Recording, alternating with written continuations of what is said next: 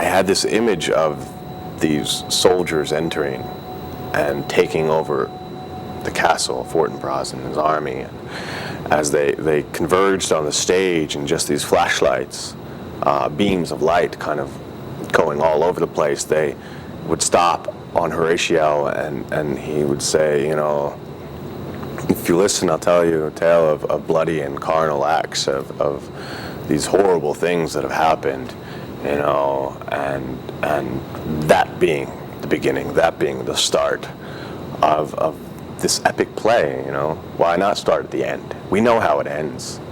Now crack a noble heart. Good night, sweet prince. May flights of angel sing thee to thy rest. What makes Horatio such a peculiar character?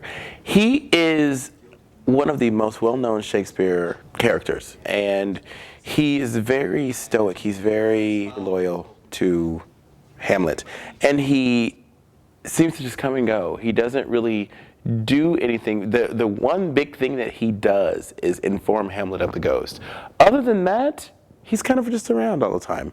He does, in the end of the show, inform Fortinbras, or Fortinbras, depending on which pronunciation you have in your show, of what has happened. But he's really, it's weird. He's kind of like this omnipresent kind of creature who is kind of there, kind of pursuing the landscape, so to speak. Horatio is an enigma of a character, because he doesn't ever really, in the first 3 acts of the play, show any favoritism either way. He hangs out with Hamlet. He keeps his confidence, but he doesn't really egg him on either way. He knows Ophelia's dead, but doesn't tell Hamlet, which is strange for someone that Hamlet trusts completely. He's not totally straight with him. You could argue that Horatio does that out of love for Hamlet. Here's a buddy that you have who isn't totally there, just been attacked by pirates and spent a month or 2 on a pirate ship, coming back, gonna try to overthrow the king, prove him a murderer based on a ghost word. I mean, if I had a friend who came and told me what Hamlet tells Horatio, I would think he's crazy too. And even if I loved him, you know, might humor him, but I wouldn't let him hurt himself, which is what Horatio does. He doesn't let Hamlet go too far. You asked me a question earlier about one of the hidden nuances that people forget about, and I think one thing that's always kind of skated past is Hamlet's supposed to be king. He's the prince, not Claudius. It's not Claudius's place at all. But we rarely talk about it. In fact, we just skip over it and move on. Even she. Oh, heaven, a beast that once discourse of reason would have mourned longer, married with mine uncle, my father's brother. But no more like my father than I to Hercules, within a month. Ere yet the salt of most unrighteous tears had left the flushing of her galled eyes, she married. Most wicked speed to post with such dexterity to incestuous sheets. It is not, nor it cannot come to good. But break my heart, for I must hold my tongue. Hamlet was usurped, plain and simple. It's one of the things that we as a company have to figure out, because there's so much in this play that isn't explained. Usually in Shakespeare, if something happens, Shakespeare is very good at telling you exactly why it happened. Hamlet wasn't there. Claudius married the queen who was still living, and so her husband becomes king.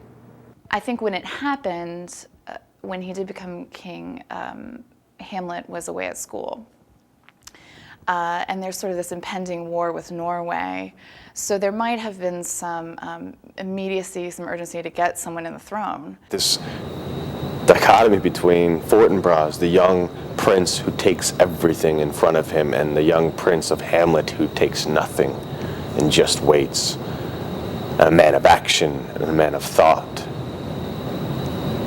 You know, and how Fortinbras is more like Hamlet's father than Hamlet is himself. For me personally, I don't think Hamlet ever wanted to be king. I think Hamlet let it happen. That's me as an actor. Because if Hamlet wanted to, he could have made a stink. But he is a thinker. It's why he is in the mess that he is in. He doesn't act. He thinks, and he thinks, and he thinks. Craven's scruple of thinking on the event too precisely, which quartered has 3 parts foolishness, 1 part wisdom. He's a jerk. He's a jerk. That's why. He could have been king. He has a claim to it, but he's a jerk. Speak, I'll go no further. The ghost comes exactly when Hamlet needs it to come. My Hamlet has been dreaming about him, and he comes and he says, "Thou comes in such a questionable shape that I'll speak to thee, and I will call thee father, Hamlet, king, royal Dane." He wants it to be his father, and in turn he takes the ghost's word for £1,000. It's one thing that actors kind of have to deal with, of whether or not the ghost is the devil or his father. I think it's personally a little bit of both, and it gives Hamlet the reason that he needs to throw himself really headlong into madness. When the ghost first appears, I think there's a lot of things that goes through Hamlet's mind, and I'm sure there's a lot of other things that go through Chris's mind at the time. In that context, you got to deal with superstition. You got to talk about the Elizabethan context of that, and then in a modern context, I mean, to see a ghost would be, at least the Elizabethans had rules and boundaries about what the spirit world was, whereas in our world, it's even more lunacy. But to deal with it and to have your father standing there telling you that you have to do this, you've got to revenge my death, and by the way, don't hurt your mother.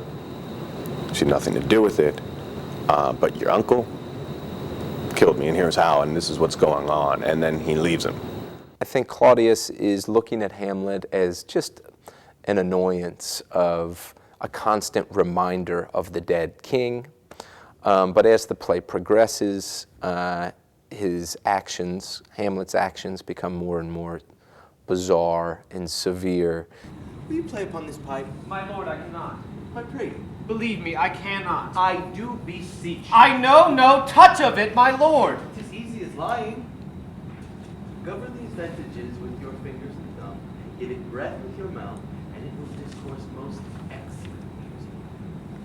Look you, here are the stops. But these cannot I command to any utterance of harmony. I have not the skill. Why, look you now, how unworthy a thing you make of me. You would play upon me.